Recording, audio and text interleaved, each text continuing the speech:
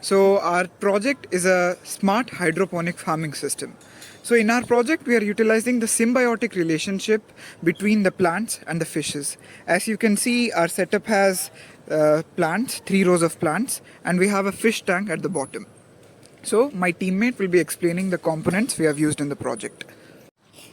So now I'll be explaining about the components used in this project. We are first of all using a solar LED which stores sunlight, and when it is shut off, it brightens up and lights the plants. It is very useful in the photosynthesis process when the sun is not available. And the intensity of the light can also be varied. And talking about the water pump here we are using is a solar water pump. You can see the solar panel right there. And water pump is in the fish tank. It pumps the nutrient rich water to these plants. We have an Arduino board, and we have a DTH temperature and humidity sensor which is used to monitor all the parameters which we have mentioned in our project. And also we have a pH sensor here along with the app for the fish's survival. Thank you. There are many advantages to such a setup like this. Despite being relatively rudimentary and a proof of concept, we have shown that we are able to grow multiple different kinds of plants within the same conditions of NIT Trichy, and quite efficiently at that. For instance, you may notice that we have multiple kinds of ornamental plants mixed with vegetables and plants such as spinach and brinjal. This shows that even though we have only a set condition of in NIT Trichy, hydroponics can be adapted to grow any kind of plant in any environment.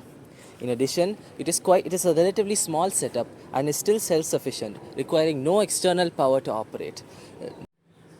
Okay, now I'm Ritul. I'm going to talk about the coding section of our project, how we integrate Arduino data with Python. So first we are using serial module to get the data from Arduino and store it in Python, and then we are using OpenPyXL to convert the data we stored and store it in a database in Excel, and then we are using the Flask module to create display it in a web page, and we are using matplotlib to draw the graphs. Now if we see, first what we are doing is that we are getting the data from the Arduino and we are appending into the web page. And if we look at our web page, you can see the temperature, humidity and pH. Temperature is around 33 degrees Celsius right now, and humidity is 55%. It is a real-time data, and it will be. So our project involves growing plants without soil.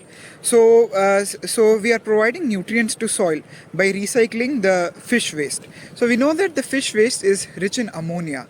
The ammonia is converted to nitrites, and the nitrites are further converted to nitrates by certain bacteria that are present naturally in the water.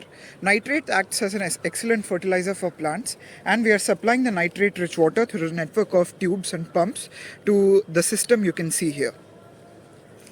However, we might need to add certain micro and macronutrients externally to ensure maximum growth of plants.